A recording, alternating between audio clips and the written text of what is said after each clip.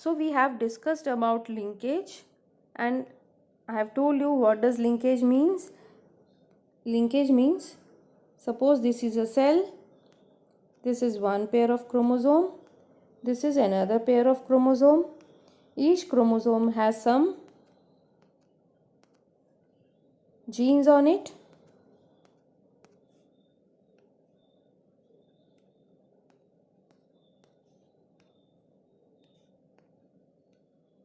ठीक है, chromosome number मान लो मैंने ये 1 और 3 बनाया है, तो जो एक क्रोमोसोम पे जो जीन्स हैं वो आपस में लिंक्ड हैं।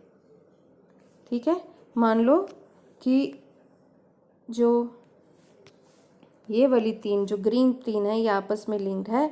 जब गैमेट बनेगा, मैं इस सेल से 2 गैमेट बना देती हूँ, 1 2, बाकी दोनों जो बनेंगे, एक सेल से 4 बनते हैं, बाकी दोनों इन दोनों की कॉपी होंगे।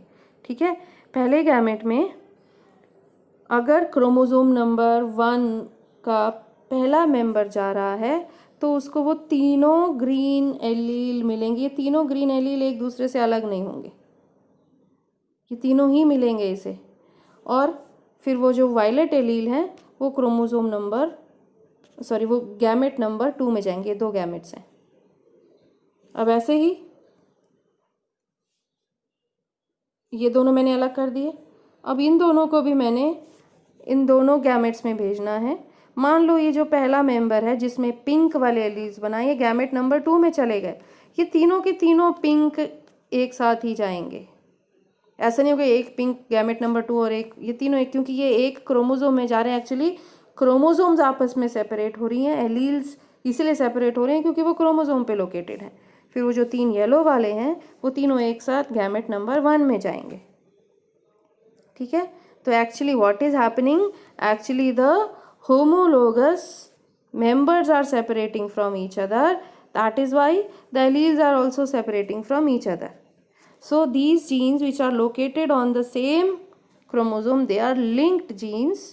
ये तीनों ग्रीन एक साथ ही रहेंगी, तीनों पिंक जो हैं ये एक साथ ही रहेंगी। बट ये है कि ये तीनों पिंक ये 3 ग्रीन के साथ एक सेल में जा सकती हैं, ये तीनों पिंक वो 3 वायलेट के साथ एक सेल में जा सकती हैं। बस इतना फ़र्क है। ठीक है, मतलब मेरे कहने का मतलब ये है कि ये पूरा और ये पूरा इनका आपस में अलग होना रिलेटेड नहीं है, ये अनलिंक्ड है। लेकिन एक में जो ये 3 एलील्स मैंने बनाए हैं ये लिंक्ड हैं, ये जहाँ भी जाएंगे ये एक साथ रहेंगे। So this is linkage. तो इसको थोड़ा सा और डिटेल में समझने के लिए मैं एक कोई क्रोमोसोम बना देती हूँ। मान लो this is chromosome number 3 of any one, किसी का भी क्रोमोसोम नंबर 3 है, and it has some genes on it, gene A, gene B, gene C, gene D. इसी के allele A B C D. ठीक है, अब मैं इनको ABCD नाम दे देती हूँ। मान लो ये कैपिटल ए है और ये स्मॉल ए है। मान लो ये कैपिटल बी है, सॉरी स्मॉल बी है, और ये कैपिटल बी है। Okay, this is small C. मान लो ये भी स्मॉल सी, ये होमोजाइगस भी हो सकता है, जरूर नहीं हर बार हेटेरोजाइगस ही लेना है। And this one is small D, this is capital D. ये कोई भी 4 कैरेक्टर्स की जीन है, हाइट की हो सकती है, स्किन कलर की हो सकती है, नोज की शेप की। ये 4 जीन्स एक ही क्रोमोसोम पे लोकेटेड हैं। ठीक है, तो ये ABCD ये लिंक्ड जीन्स हैं। तो अगर गैमेट बनेगा तो पहली सिचुएशन क्या है, 2 गैमेट बनेंगे, बाकी 2 इनके जैसे ही बनेंगे, तो बार बार मुझे वो चारों बनाने की ज़रूरत नहीं है।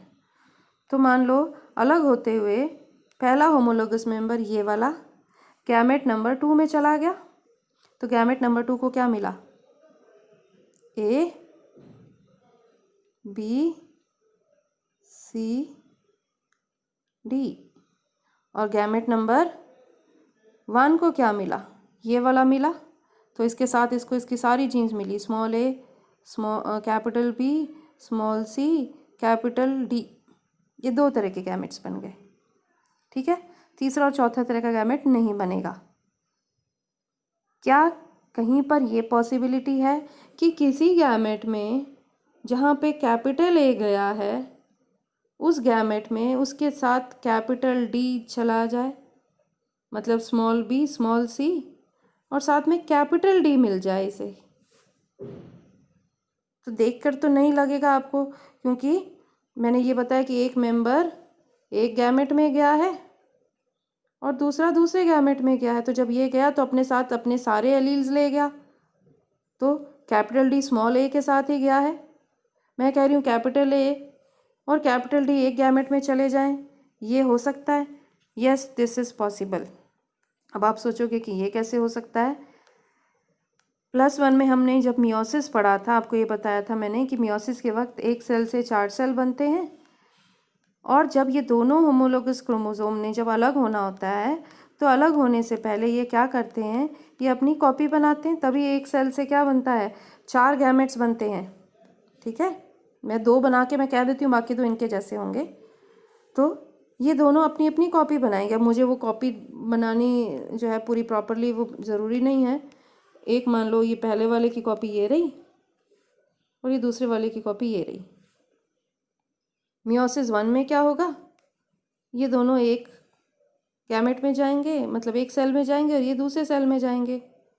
ठीक है, उसके बाद वो ये दोनों भी एक दूसरे से अलग होंगे। चलो, ये दोनों जब अलग होके ये 2 गैमेट में जा रहे हैं, मतलब मियोसिस 1 की बात कर रही हूँ।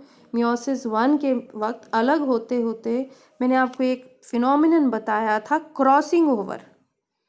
क्रॉसिंग ओवर में क्या होगा, ये जो 2 मेंबर्स हैं, मैं नीचे इनके रेड से इनको लाइन करती हूँ, मतलब ये वाला और ये जो 2 मेंबर्स हैं, बाकी मैं रब कर देती हूँ पिंक लाइन। ये जो 2 मेंबर जो मैंने शुरुआत में लिए थे, ये दोनों अलग अलग गैमेट में जाएंगे, ये तो पक्का है। अलग अलग गैमेट में जाने से पहले ये क्रॉसिंग ओवर कर लें, मतलब अपने पार्ट्स एक्सचेंज कर लें। पार्ट एक्सचेंज करने का मतलब कि ये पार्ट यहाँ से कटे और ये पार्ट यहाँ से कटे, और ये जो कटे हुए पार्ट हैं अपनी अपनी जगह बदल लें, अपनी अपनी जगह बदल लें। मतलब कि ये जो कैपिटल डी वाला पार्ट है वो इधर आ जाए, और स्मॉल डी वाला, है तो एक ही कैरेक्टर के दोनों एलील, मान लो हाइट के हैं। ठीक है, तो हाइट के दोनों एलील्स ने अपनी अपनी जगह बदल ली, तो जगह बदल ली तो क्या होगा, थोड़ा सा चेंज होगा यहाँ पे। ये दोनों की मैं जगह बदल देती हूँ। तो जगह बदलने के बाद ये जो मैंने यहाँ पे पर्पल बनाया है, ये क्या हो जाएगा, ये हो जाएगा ग्रीन, क्योंकि वो ग्रीन वाली जो है स्मॉल डी इधर आ गया,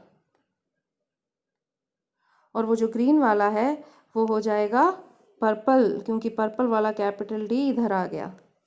ठीक है, और ये जो ये 2 क्रोमोसोम्स हैं ये कंप्लीट हो गई। अब ये जब अलग अलग गैमेट्स में जाएंगी, तो मान लो पहला वाला जो होमोलोगस, फिर यहाँ पे क्या आ चुका है, यहाँ आ चुका है कैपिटल डी। तो अब ये मान लो गैमेट नंबर 1 में गया, तो यहाँ पे capital A, small B small C और कैपिटल डी आ गया, और दूसरे में small A capital B small C और स्मॉल डी आ गया। ठीक है, तो ये हर एक सेल में नहीं होगा, किसी किसी सेल में ऐसा होगा, किसी किसी सेल में हो सकता है क्रॉसिंग ओवर ना हो, तो वहाँ पे वो ओरिजिनल ही गैमेट बनेंगे। क्या थे ओरिजिनल गैमेट हमारे, ओरिजिनल गैमेट था हमारा कैपिटल ए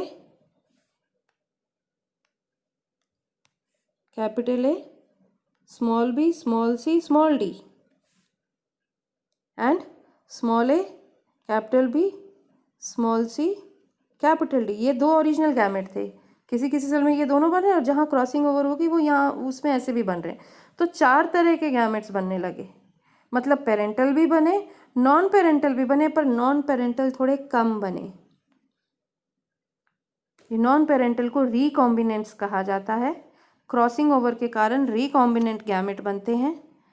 लेकिन जैसा कि इंडिपेंडेंट असॉर्टमेंट में हुआ था कि हर एक तरह का गैमेट 25% बन रहा है, उतने नहीं बन रहे, कम बन रहे हैं। तो मतलब कि लिंकेज बेटे 2 तरह की हो गई।